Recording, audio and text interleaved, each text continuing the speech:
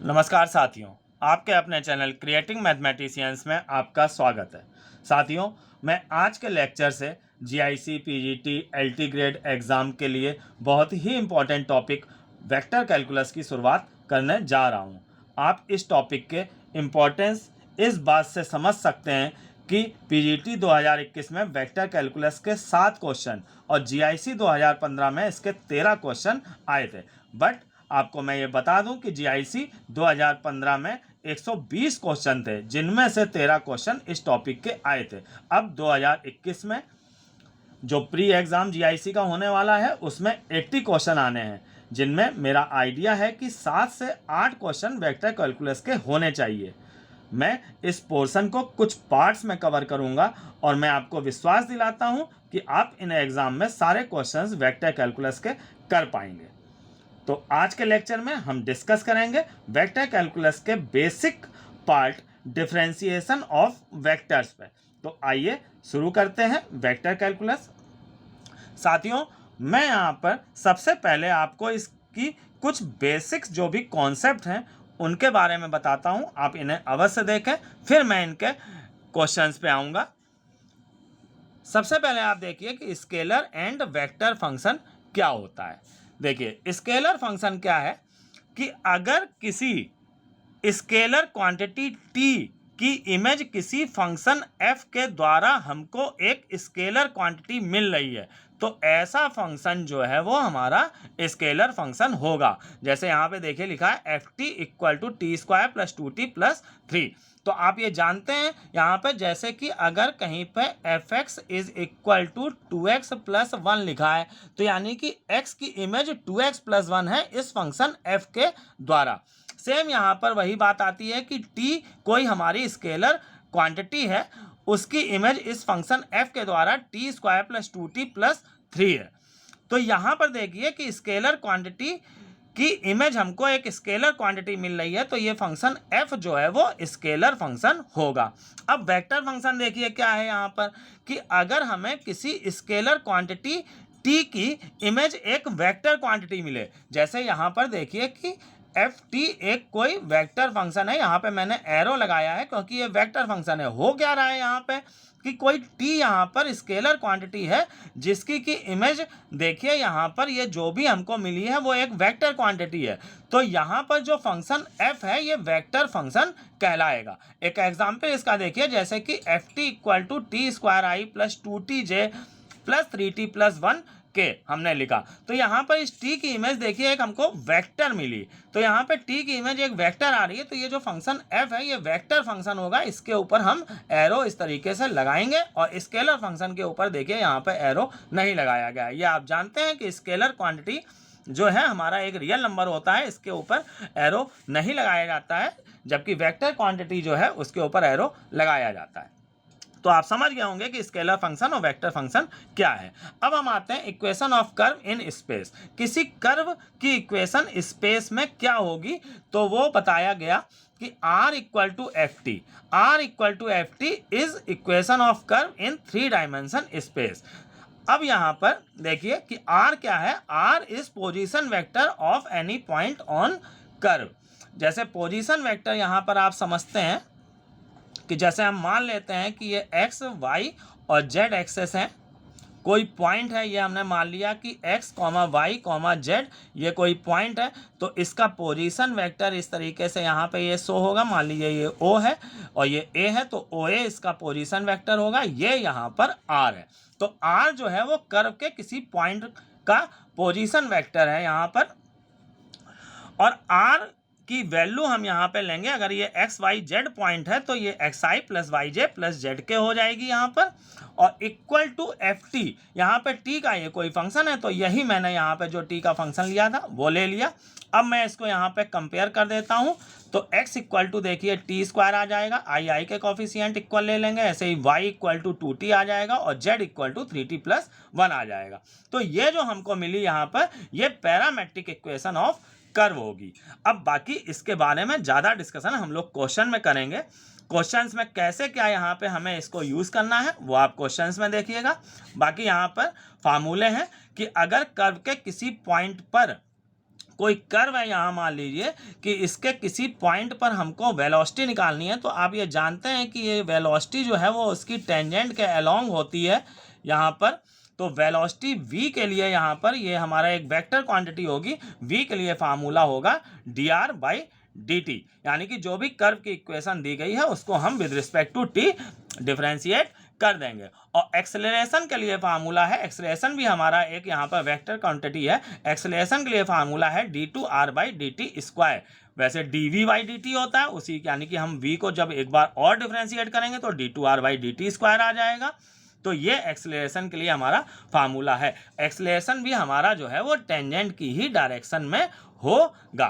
तो मिनिमम देखिए यहाँ पर ये बेसिक कॉन्सेप्ट था, आपको ये वेक्टर कैलकुलस का पहला चैप्टर है, differentiation and integration of vectors, उसके लिए ये आपको मालूम होना चाहिए था। अब हम आते हैं इसके कुछ इंपॉर्टेंट क्वेश्चन जो कि प्रीवियस पीजीटी, जीआईसी, टीजीटी में आए हुए हैं, उन क्वेश्चंस को देखते हैं। क्वेश्चन फर्स्ट देखिए, ये जीआईसी 2015 में आया हुआ क्वेश्चन है। r = i cos nt plus j sin nt, ये हमको यहाँ पे कोई वेक्टर दिया गया है। फाइंड r डॉट dr/dt, इसकी हमको वैल्यू निकालनी है। 4 ऑप्शन दिए गए हैं, स्क्रीन पे आप देखिए। तो यहाँ पर हम सबसे पहले dr/dt निकाल लेंगे। तो dr/dt यहाँ पर हमको r का differentiation with respect to t करना है। तो यहाँ पर देखिए हमारा i कैप ये रखा रहेगा। cos nt का हम डिफरेंशिएशन करेंगे तो ये हमारा माइनस साइन nt आएगा, और फिर जब हम nt का करेंगे तो विद रिस्पेक्ट टू t कर रहे हैं तो t तो यहाँ पर इसका 1 हो जाएगा और n हमारा जो है वो रखा रहेगा। अब ऐसे ही हम यहाँ पर इसका करेंगे, j रखा रहेगा, साइन nt का करेंगे तो cos nt हो जाएगा और इंटू n आ जाएगा। n हम कॉमन ले लेते हैं तो हमारा बचेगा अंदर minus i sine nt plus j cos nt।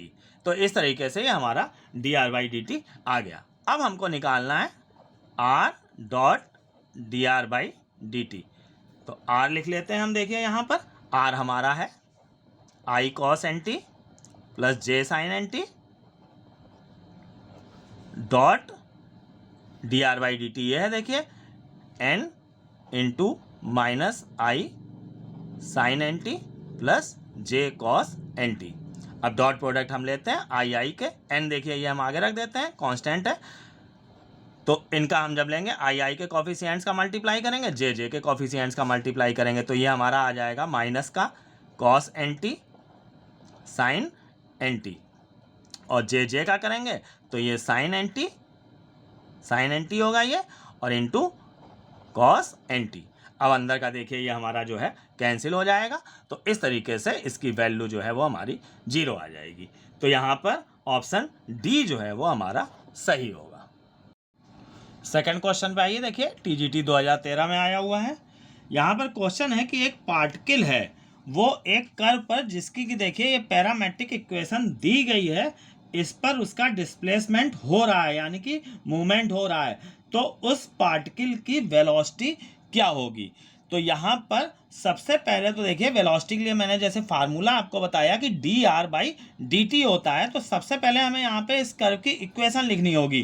तो कर्व की यहाँ पर इक्वेशन जो मैंने आपको बताया कि r = ft होता है, r = ft, और ft जो है वो हमारा यहाँ पे xi cap plus yj cap plus zk cap होगा। अब हम यहाँ पे x y z की ये वैल्यूज रख देंगे तो इससे इस तरीके से हमको यहाँ पर कर्व की इक्वेशन मिल जाएगी। x की वैल्यू रख देंगे e⁻t, ये i कैप हो जाएगा, plus 2 cos t j cap, और z की वैल्यू रख देंगे तो sin t k कैप। अब हमको वेलोसिटी निकालनी है। तो वेलोसिटी के लिए यहाँ पे फार्मूला है वेलोसिटी = v = dr/dt।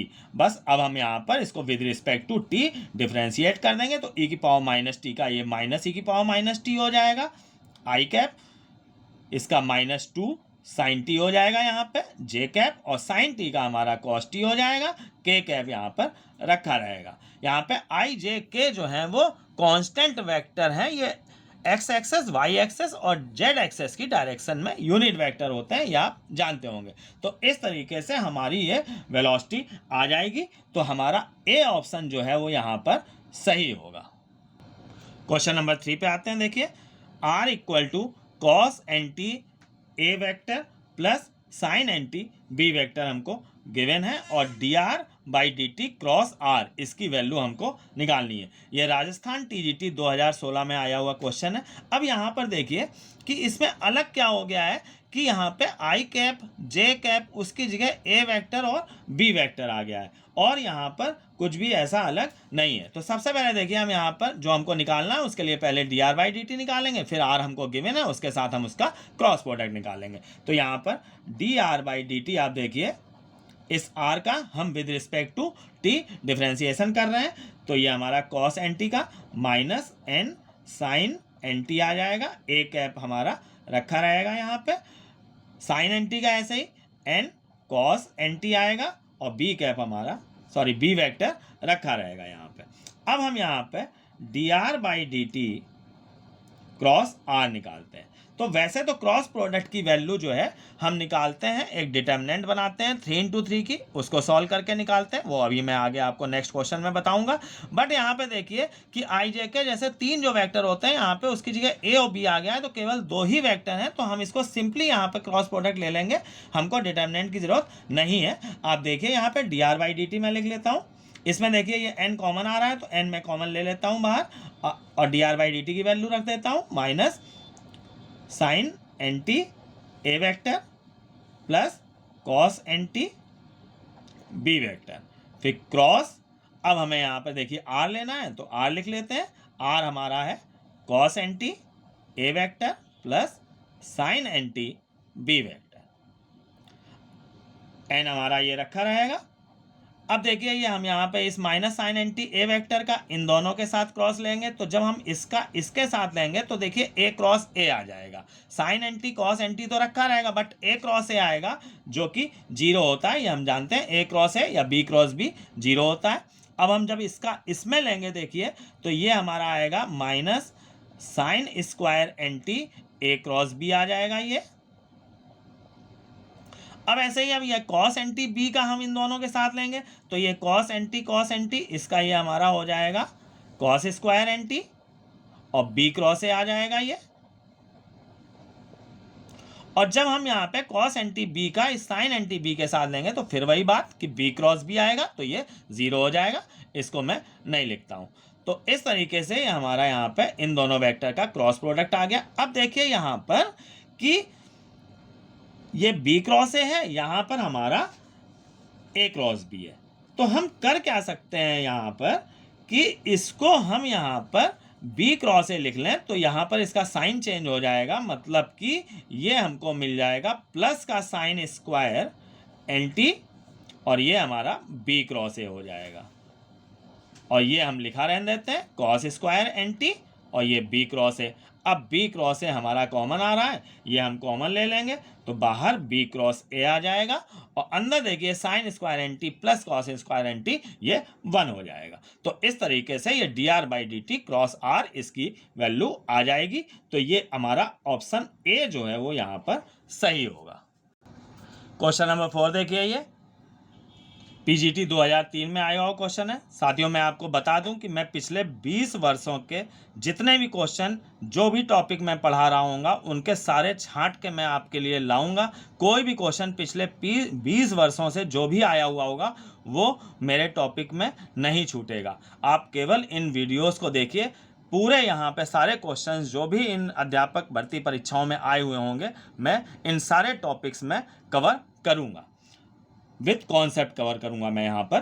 तो देखिए यहाँ पर कि आर दिया गया है हमारा ये, और हमको d r by d t into d two r by d t square निकालना है। बहुत सिंपल काम है। यहाँ पे हम सबसे पहले देखिए D r by d T निकाल लेंगे। अभी आप समझ चुके होंगे कैसे हमको डिफ्रेंशिएट करना है। तो यहाँ पर देखिए ये टी के रिस्पेक्ट में करना है, तो टी का तो 1 हो जाएगा, ये हमारा आ जाएगा 3 आई कैप। ऐसे ही यहाँ पे इसका हो जाएगा हमारा 60 जे कैप रखा रहेगा। ऐसे ही इसका हमारा हो जाएगा यहाँ पे 60 स्क्वायर और के कैप रखा रहेगा। अब ऐसे ही हम यहाँ पे d two r by d t square निकाल लेंगे तो d two r by d t square हमारा आ जाएगा। इसको अब हम दोबारा डिफ्रेंशिएट कर देते हैं तो यहाँ पर अब ये पूरा कांस्टेंट हो जाएगा तो इसका 0 हो जाएगा, ये हट जाएगा यहाँ से, और यहाँ पे इसका जब हम करेंगे तो ये 6 जे कैप आएगा, प्लस ऐसे इसका जब हम करेंगे तो ये 12 टी के कैप आएगा। अब हम यहाँ पर बहुत ईजिली यहाँ पर d r by d t into d two r by d t square ये निकाल सकते हैं। एक डिटर्मिनेंट हम बनाएंगे, देखिए आप यहाँ पे d r by d t into d two r by d t square निकालने के लिए एक डिटर्मिनेंट बनाते हैं। पहली रो आई जे के की होगी, दूसरी रो ये जो पहला वेक्टर है इसके आई जे के कॉफिशिएंट्स की, तो ये आ जाएगा 360 और 60 स्क्वायर आ जाएगा। तीसरी रो जो है हमारी 0 6 12 टी हो जाएगी। इसको मैं यहाँ पर अब डायरेक्ट इसका लिख देता हूँ, आप इसको सॉल्व कर सकते हैं बहुत ईजिली।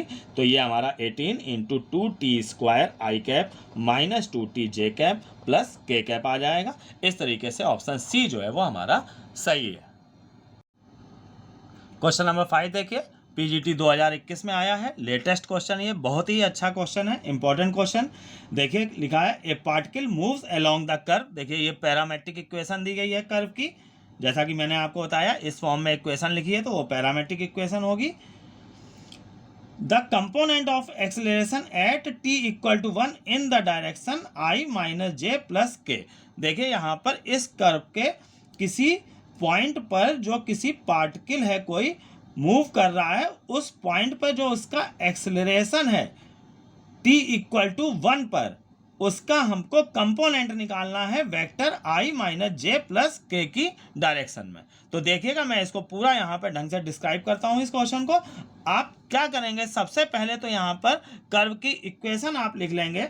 तो कर्व की इक्वेशन जैसे देखे यहाँ पर इस सेकंड क्वेश्चन में मैंने r equal to f t और equal to x i plus y j plus z के लिया था, फिर एक्स वाई जेड की ये वैल्यू रख दी थी। सेम ऐसे ही यहाँ पर करके हम इसकी इक्वेशन निकालेंगे। तो r इक्वल टू देखिए एक्स आई, एक्स की वैल्यू हम ये रख देंगे तो ये टी क्यूब माइनस 2 आई कैप आ जाएगा, प्लस फिर वाई जे कैप तो ये टी स्क्वायर प्लस टी जे कैप आ जाएगा, और प्लस 2t प्लस 1 के कैप। तो इस तरीके से हमको कर्व की इक्वेशन मिल जाएगी। अब हमें देखिए इसके पॉइंट t इक्वल टू 1 पर एक्सेलरेशन निकालना है। तो एक्सेलरेशन के लिए हमें फार्मूला मालूम है d two r by d t square. तो पहले हम यहाँ पे d r by d t निकालेंगे। तो d r by d t इसको हम with respect to t differentiate कर देते हैं तो ये 3t स्क्वायर आई कैप आ जाएगा, ये हमारा आ जाएगा 2t प्लस 1 जे कैप, और इसको डिफ्रेंशिएट करेंगे तो ये 2 के कैप आ जाएगा।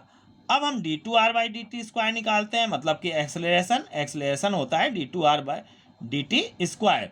आर यहाँ पर वेक्टर क्वांटिटी है, इसके ऊपर एरो लगेगा तो इसका हमारा आ जाएगा 60 आई कैप, ये हमारा हो जाएगा 2t का 2 1 का 0 तो 2 जे कैप, और प्लस 2 के देखिए यहाँ पर जो है वो कांस्टेंट है, इसमें t नहीं है तो इसका 0 हो जाएगा। तो फाइनली 6t आई कैप प्लस 2j, 6t आई कैप प्लस 2j, ये हमारा एक्सेलरेशन हमको मिल गया। अगर एक्सेलरेशन पूछा गया होता केवल तो यही आंसर हो जाता, और अगर t इक्वल टू 1 पर पूछा जा रहा है तो एट t इक्वल टू 1 पर हम एक्सेलरेशन निकालेंगे यहाँ पर। तो t इक्वल टू 1 पर हमारा जो एक्सेलरेशन हो जाएगा a इक्वल टू, इसी में t की जगह 1 रख देंगे तो ये हमको मिल जाएगा 6i प्लस 2j। कई क्वेश्चन यहाँ पर निकल के आ रहे हैं, जैसे t इक्वल टू 1 पर एक्सेलरेशन पूछा जाए तो हमारा ये एक्सेलरेशन आ गया t इक्वल टू 1 पर। जनरल यहाँ पर पूछा जाए एक्सेलरेशन तो ये आंसर हो जाएगा। अगर t इक्वल टू 1 पर वेलोसिटी पूछी जाए तो जैसे वेलोसिटी आप जानते हैं D r by d T होती है, तो इसमें हम t इक्वल टू 1 रख देंगे। तो यहाँ पर कई क्वेश्चन निकल के आ रहे हैं, इसीलिए मैंने बोला ये बहुत अच्छा इंपॉर्टेंट क्वेश्चन है। अब हमें यहाँ पर इसका कंपोनेंट निकालना है vector i minus j plus के की डायरेक्शन में। इसका मतलब क्या है, देखिए आप इसको, जैसे कि ये हमारा एक्सेलरेशन की डायरेक्शन है, ये वेक्टर a है जो यहाँ पर एक्सेलरेशन है, इसका कोई यहाँ पर हमको वेक्टर दिया गया है i माइनस जे प्लस के। इसकी डायरेक्शन में कंपोनेंट निकालना है। तो हम इससे इस पर परपेंडिकुलर डाल देंगे तो इतना ये जो है वो हमारा कंपोनेंट होगा इस वेक्टर की डायरेक्शन में एक्सेलरेशन का। तो इसके लिए यहाँ पर सीधा फार्मूला है component of A in direction of i minus j plus के इक्वल टू, इसके लिए करना क्या होता है कि जिस वेक्टर का हमको कंपोनेंट चाहिए वो वेक्टर ले लेते हैं और जिस वेक्टर की डायरेक्शन में हमको कंपोनेंट निकालना है उसकी डायरेक्शन में यूनिट वेक्टर निकाल लेते हैं। तो हम इसका यूनिट वेक्टर निकालेंगे तो ये i माइनस जे प्लस के आएगा और अपॉन में इसका मॉडुलस से डिवाइड कर देंगे। यूनिट वेक्टर निकालने के लिए मॉडुलस से डिवाइड करते हैं तो देखिए यहाँ पे हम √3 से डिवाइड कर देंगे, इसका मॉडुलस ये आ जाएगा। अब हम यहाँ पर a की वैल्यू भी रख देते हैं तो a है हमारा 6i plus 2j dot i minus j plus के अपॉन में ये √3 हो जाएगा। तो अब हम इसका डॉट प्रोडक्ट ले लेंगे तो डॉट प्रोडक्ट ये हमारा आ जाएगा 4, तो 4 अपॉन √3 इस तरीके से आंसर आ जाएगा। इसका ऑप्शन जो सी है वो हमारा सही होगा। क्वेश्चन नंबर 6 में आते हैं। देखिए ए particle moves along the curve देखिए यहाँ पर फिर से हमारा जो दिया गया है वही पैरामेट्रिक इक्वेशन उसकी दी गई है। Where t is the time, find the components of its velocity and acceleration at t equal to 1 in the direction of i plus j plus 3k। तो देखिए यहाँ पर ये लगभग वही पिछला क्वेश्चन है। यहाँ पर बस हमको वेलोसिटी और एक्सेलरेशन दोनों का कंपोनेंट एक गिवन वेक्टर की डायरेक्शन में निकालना है। तो मैं एक क्वेश्चन और ये अपनी तरफ से बता रहा हूँ जिससे कि आपको इस इंपॉर्टेंट क्वेश्चन की प्रैक्टिस ढंग से हो जाए। तो देखिए यहाँ पे सबसे पहले हम इस कर्व की इक्वेशन लिख लेंगे। ये पैरामेट्रिक इक्वेशन से हम यहाँ पे इस कर्व की इक्वेशन लिखेंगे। r इक्वल टू ये x की जगह रख दिया, y की जगह रख दिया और z की जगह ये हमने रख दिया। तो इस तरीके से हमको ये इक्वेशन मिल जाती है। अब हम इसकी यहाँ पे वेलोसिटी और एक्सेलरेशन निकालेंगे। तो v इक्वल टू dr/dt होता है तो ये हमारा हो जाएगा 3t square i cap plus 2tj cap plus 2k cap. ऐसे अब एक्सेलरेशन निकालेंगे। ये हमारा होता है d2r/dt स्क्वायर, इसको हम फिर से एक बार t के रिस्पेक्ट में डिफ्रेंशिएट कर देंगे तो ये हमको मिल जाएगा 6t i cap plus 2j cap. t का 1 हो जाएगा और 2k ही हमारा कांस्टेंट है तो इसका 0 हो जाएगा। अब आप यहाँ पे पूरा कॉन्सेप्ट समझ चुके होंगे इस चैप्टर का। ये हमारा वेक्टर कैलकुलस का पहला चैप्टर है। नेक्स्ट चैप्टर जो है वो उसमें आपको ग्रेड, कर्ल, डाइवर्जेंट मिलेगा। तो आप पहले इस पहले चैप्टर को जब ढंग से क्लियर करेंगे तो आपको आगे का पूरा मैटर सब आराम से समझ में आता जाएगा। तो अब देखिए हमारा ये वेलोसिटी और एक्सेलरेशन आ गया। अब हम वेलोसिटी निकालेंगे और acceleration at t equal to 1 पे निकालेंगे। तो वेलोसिटी देखिए v जो है हमारी एट t इक्वल टू 1, इसमें हम t की जगह 1 रख देंगे तो ये हमारा आ जाएगा 3i cap plus 2j plus 2k। और एक्सेलरेशन हम निकालेंगे फिर वही एट t इक्वल टू 1 पर हमें इन दोनों का कंपोनेंट गिवन वेक्टर की डायरेक्शन में निकालना है। तो ये हमारा इसमें t की जगह 1 रख देंगे तो ये आ जाएगा 6i cap plus 2j cap. अब हमको यहाँ पर इस वेलोसिटी का और एक्सेलरेशन दोनों का कंपोनेंट निकालना है। देखिए जैसे ये वेलोसिटी होगी, आप इस बात को फिर से समझिएगा अगर आपको पिछले क्वेश्चन में ना ढंग से समझ में आई हो। इसका हमको एक गिवन वेक्टर है। गिवन वेक्टर देखिए यहाँ पर है हमारा i plus j plus 3k, इसकी डायरेक्शन में हमको कंपोनेंट निकालना है। तो यहाँ पर component of velocity in direction of given vector equal to, मैंने क्या बताया, जिसका कंपोनेंट निकालना है वो वेक्टर आप लिखिए। तो कंपोनेंट हमें निकालना है 3i cap plus 2j cap plus 2k cap और डॉट में आप जिस वेक्टर की डायरेक्शन में निकालना है उसकी डायरेक्शन में यूनिट वेक्टर निकालिए। मीन्स कि इस वेक्टर की डायरेक्शन में यूनिट वेक्टर। तो इसके लिए हमें क्या करना है, ये वेक्टर लेना है और इसके मॉडुलस से हमको डिवाइड कर देना है। यहाँ पे आपने ये फार्मूला पढ़ा होगा कि a कैप इक्वल टू, देखिए यहाँ पर a cap equal to vector a upon mod a होता है। ये आपने फार्मूला पढ़ा होगा। इंटरमीडिएट की वेक्टर में, बस वही काम मैं यहाँ पे कर रहा हूँ। तो ये हमको मिल जाएगा 1 + 1 + 9 √11 आ जाएगा। ऊपर हम इनका डॉट प्रोडक्ट ले लेंगे तो ये हमारा आएगा 11 अपॉन √11। तो इस तरीके से ये √11 हमारा आंसर होगा component of velocity in direction of given vector. अब हम यहाँ पर ऐसे ही एक्सेलरेशन का कंपोनेंट निकालेंगे। तो एक्सेलरेशन का कंपोनेंट जो हो जाएगा component of acceleration in given vector direction of given vector equal to, अब हम यहाँ पर हमको देखिए निकालना है कंपोनेंट एक्सेलरेशन का इसी वेक्टर की डायरेक्शन में। तो हम इस एक्सेलरेशन जो वेक्टर है 6i + 2j इसके साथ डॉट प्रोडक्ट लेंगे उस वेक्टर के यूनिट वेक्टर का जिसकी डायरेक्शन में हमको कंपोनेंट निकालना है। तो ये हमने ले लिया अपॉन, फिर से देखिए ये वही चीज़ आ जाएगी, मतलब कि √11 आ जाएगा।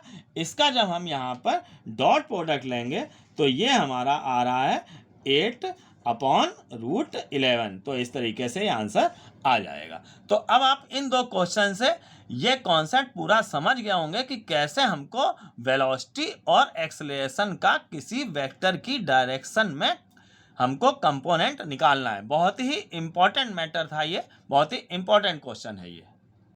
साथियों, अब मैं यहाँ पर आज के लेक्चर को यहीं पर समाप्त करता हूँ। अगर आपको वीडियो पसंद आया हो तो मेरे चैनल को सब्सक्राइब कीजिए, लाइक कीजिए और वीडियो को शेयर कीजिए।